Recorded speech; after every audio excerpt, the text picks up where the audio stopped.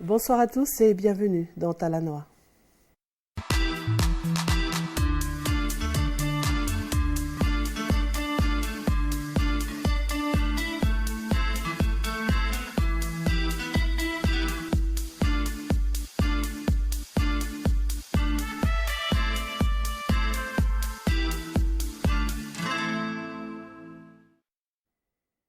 Merci de nous rejoindre sur Wallis et Futuna La Première pour cette nouvelle édition de Talanoa qui vous propose ce soir d'ouvrir le débat sur la jeunesse qui est au centre de toutes les attentions.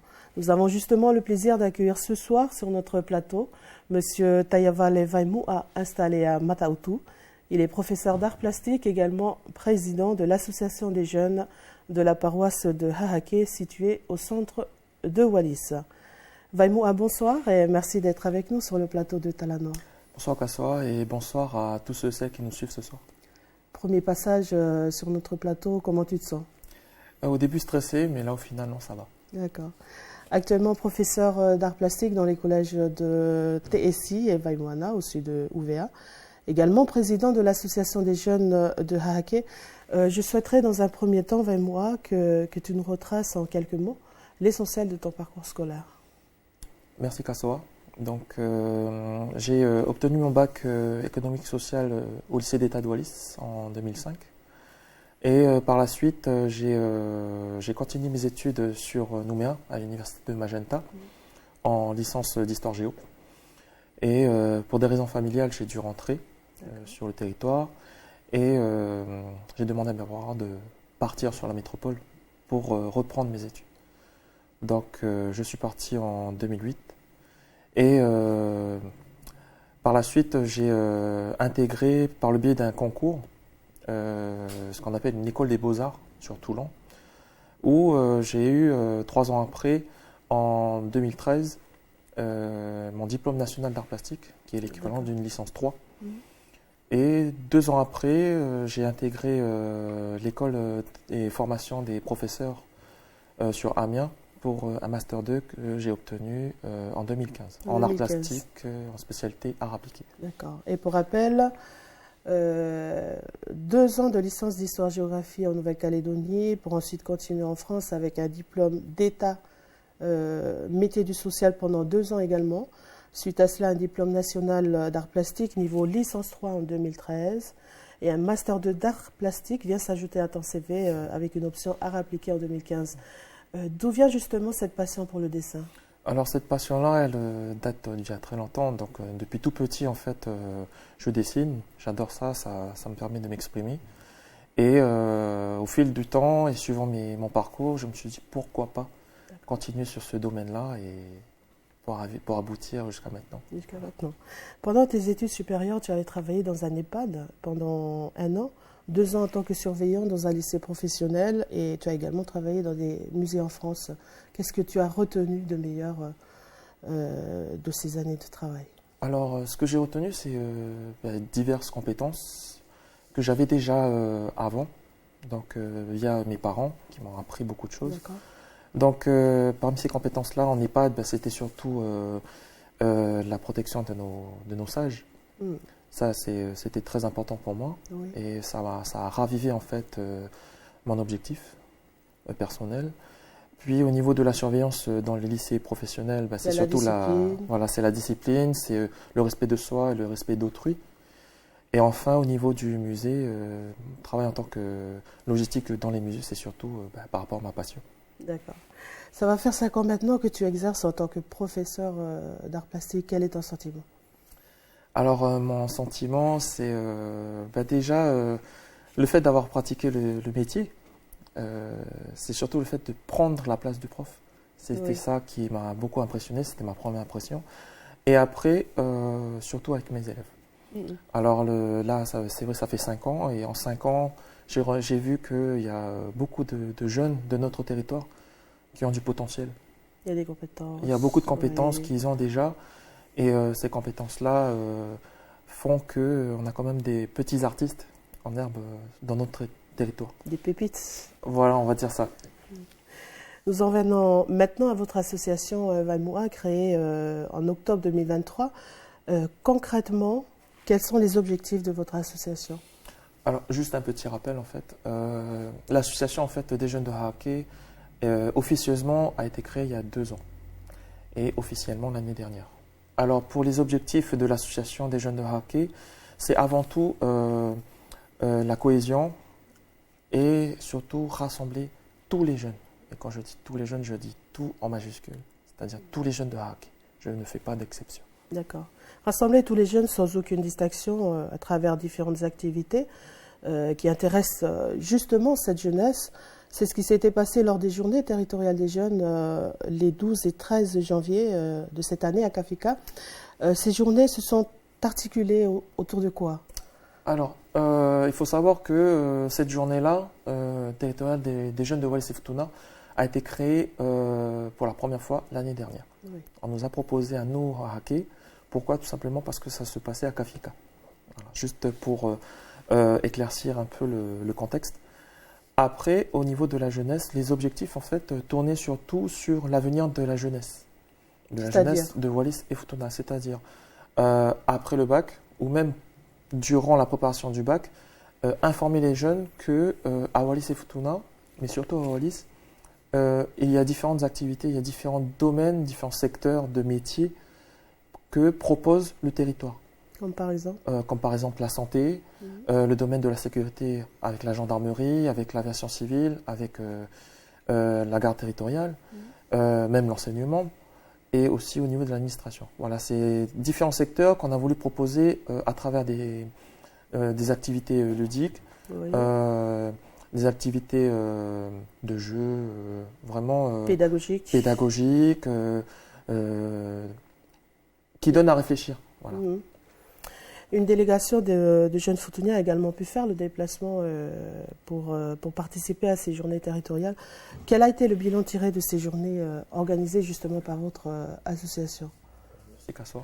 Alors pour répondre à ta question, je voudrais avant tout remercier ces jeunes-là de Futuna. Merci beaucoup à eux d'être venus, d'avoir pris du temps pour participer à cette journée-là, parce qu'il faut rappeler que cette journée, ce n'est pas que Wallis, c'est Wallis et Futuna. Voilà. Donc merci beaucoup à eux. Et pour répondre réellement à cette question-là, le résultat était que positif, dans le sens où les jeunes ont bien voulu participer et ça les a motivés en fait sur leur choix au niveau des études qu'ils veulent faire par la suite. En tout cas, ceux qui doivent partir. Des moments de cohésion autour du sport, des jeux pédagogiques, une bonne ambiance, tout ça c'est bien, Vaimoa. Mais en tant que président de l'association des jeunes de ton district, crois-tu vraiment que cette jeunesse d'aujourd'hui s'intéresse encore à nos us et coutumes? Car entre culture et modernité, c'est pas chose facile. Les jeunes veulent se retrouver et connaître autre chose, quelque chose de nouveau. Quel regard portes-tu justement sur cette jeunesse? Merci Kassoa. Pour répondre à cette question-là, je ne vais pas comparer en fait par rapport à moi en tant que jeune, quand j'étais jeune lycéen, collégien, parce que ce n'était pas le même contexte. Là aujourd'hui, la technologie ainsi qu'Internet est arrivé sur le territoire. Les jeunes ont une autre manière de vivre, une autre manière de voir la vie sur le territoire. C'est très difficile. Hein. Là, aujourd'hui, de concilier coutumes, traditions et modernité. Et c'est très difficile pour nous de concevoir des objectifs et surtout de concilier les objectifs que nous on veut et la volonté et ce que veulent les jeunes aujourd'hui. Mais je ne perds pas espoir. Au contraire, je pense que nos jeunes, en fait, avec l'éducation qu'ils ont eue, avec les parents, je pense qu'ils veulent, au contraire, ils veulent garder nos us et coutumes, mais il faut l'adapter. Il faut l'adapter avec aujourd'hui, avec ce qu'on a aujourd'hui. D'accord. Voilà. Avez-vous d'autres projets pour cette année? Oui, j'ai des projets pour cette année, mais je pense qu'on verra ça par la suite. Je préfère pas les divulguer aujourd'hui. Pourquoi pas? Par exemple, savoir vivre entre jeunes, Tu m'avais parlé pour la protection du Fénois, de l'environnement, tout ça. Ça fait partie de vos projets? Sur les thèmes, oui. C'est ça, le thème de l'environnement, le thème du social, le thème de la coutume, de la culture. Ça fait partie de nos prochains projets. D'accord. Nous nous retrouverons un peu plus tard, Vaimoa, pour la version wallisienne de notre interview. Juste après cette rubrique de Talanoa consacrée à la religion, présentée par Nilete Simavaitao avec la collaboration technique de Alexis Olifau et Christian Semoa. Kainga malo te kataki pe mo te tahui te temi whelawe i whakalotu. Patele, malo pe e se o kataki pe mo te tahui e pe ki te palo ki eni o tahua. Malo Nilete si kataki pe. Si ko ngale vea o lotu patele ke whakamahino mai ki au whi e pe ki te kainga e whakatahe mo taua e te Talanoa te aho eni. Pe ko te alai e te mauhinga te aho te kausangato. Ko te aho e komunio ai de ekelesia e te malama eni o tātou. Mo te ekelesia katolika o te atulaulau o selo. Ko te ekelesia tahi. Ko i ae mauhinga ai ko te aho aia e tō whakamanatu ai te iku anga do tō mauri. Ai tō hinga ko te komunio de kausangato. E tonu ke komunio mo tātou ani ki te komunio ai atai. Pe tō teo la, tātou i laro ni, a ki te u toonga, te u sakalameta, ko te u misterio, e tō momori, ke tō komunio, whakatahi pa manatou he lau maari e tai. Ko nā pātere ke paralau mai ki te komunio, o whihaupe ki te konga anila o te misa, ko te lakanga whea o te misa, e whiala ke tō whakatahe furia e tātou aini ke mauri, whakalong ke te kainga ke whakamamahe pule katorio, pēr mo nā tō le vaia, kua nofo ia i te whakatahe mo te aliki, o hufaki i mei e tātou aini. Ko te lakanga tapu, ai hiri whaki ai e te perepitelo, tona unima, ki te pane, pēr mo te vino. Ko te lakanga aia, e hingoa i whakateorosia, ko te perepitelo, in persona Christi, ko tona ohinga, i te huafa o te ariki, ko i lewa aena puaki ai te ukupu ai te ariki. Ko te lakanga tapu ai, ko te tumutumu ai to'onga. Ai komunio ai te malama ani, mo te malama ai o selo. Ko te lakanga mauhinga ai, ai tonu ke tau whaikore ai, ke tahi ki ai, i ta tau whaikore, ko te tumutumu ai. Mora ko te akonaki, mora ko te ukonga furi ai na tau teo furi, ki te lakanga tapu. Heko te lakanga aia, ne puruhi ai de ariki, pia tō tō kalanga i ka ume te perepitelo, tō kalanga i te misterio de tui, ko tō hinga ko tō tuua ke te ariki, e whakamanatu whakalitulusia. E tonu ke kātoa ki ai te whaikore. Pia more he tahi anga whaikore, e maurunga ange i te lakanga aia. Ko te lakanga tapu aia te whaikore a te tangata, ma te whawhine Kristiano, heko te tuakoi aia o te mauri o Kristo e te maramani, pamatana tuua kei tona sino whakakororia. Pea koe la ae tonu ke tautau ki ai te mauri o tātou. Pea tō komunio ai mo te kausangato, mo te kau maani oni, ka tā whito mo tātou tamai de atua. E whiala pē la pātele ke te ui i te ki lakanga ai e ko tō whakatahe furi ai. Uhi ko te awha te aliki a tātou, ke hua i e te aliki he ki i vai moko ki ana tō ko te kainga na whai pore katoria. Ko te lakanga fuke e hawhake e tātou, ko ia e more ngata pē ki ana tō ai pole katoria, ka ki a tātou fuke ani. Ka ko te lakanga fuke e tonu ke tō komunio ai, ka tō mai kore ta tō misa, ki te perepitelo, more ko tau fo i whara ai ki te sila, na hawhake te lau maari, ko te lakanga aia, e aunga ke tahi ki e tau whakakaukau mo tau whaikore, ko ia e tonu ke mahino ki te kainga ai o mai o misa, masi kainga e more o mai o misa, te aho furi, e momori ai e te perepitelo e te parokia, te lakanga tapu mauhinga ai. Ko ia e tonu pe ke tau whakakaukau, te aho ai more tō misai. Aho pe ai more tō misai, ko te whainga maari ai, more tō komunio ai, more tō hawhaki ai, si lau maari o nātou ne whiala ke. He more kei whiala ke na tau komunio. Ko ia ka pau ia koe, kei mauri, whiala tau aru komunio, ma aia ae. Ne more maohona temi whakahe mala. Te ki vai moko aia ke palalau ki ai. Ia nā tō ko te kau maoni, o ni ko te kau sangato e tō nofo whai kore ki ai, ke ofa mai ki a tātou pātele. I te temi lewa e ko nā tō mamate ai. e nā tō olo hanga tonu ki selo, pe e olo mua ki Purikatorio, pe hoki whakaulewa ki selo. Ko te kau maoni oni furi ani, ko te kau anghara pe hange pe ko tātou. Ka i te whakaosi osio tana tō mauri, pe i te lorotonga tana tō mauri. E nā tō whelawe i mo te manu i a te atua. Pa ne tafokia e tana tō mauri he kona tō ilo i te lelei, kona tō ilo i te mooni, kona tō ilo i te ala, te mauri. Pa koe la ae, ne nā tō whetongi tana tō mauri, pe te whetongi tana tō mauri, ne nā tō whaki mai ka tātou e whai taki anga lelei. Pa nā tō voto ai o kako ki tana tō mamate. Pa koe la ae, ko karanga e te ekeresia, ki ta ole whawhehui pe au ilo i atu tō ona hoko atu whuki ae. Mara whuketahi ana ilo i. Ko te tui ae tō whuaki, he whuaki mai ka tātou. Uhi pe whai taki te mea furi ki te mauri o te ariki.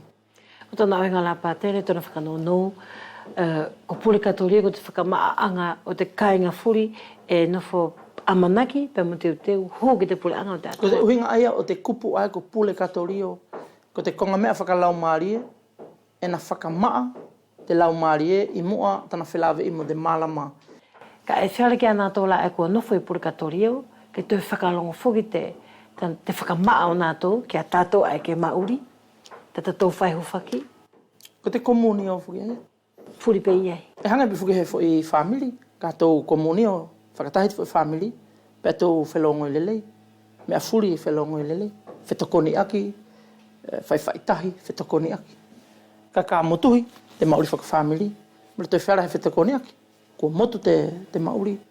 Pe whea pe pa mo te komuni o tātou, mo nātou ae, kua mawaihe ni. Pātele a whakamalo atu ki a konga maohinga e ni ko ka waiwai mai, ke mato whakalongo furi atu ki ei. Malo nele pesi. Ko ia kāinga, ko te kātoa atu ana te whilawe a tātou ki te aho e ni, e hoki tō whakatahi pe i te whakaosmahina.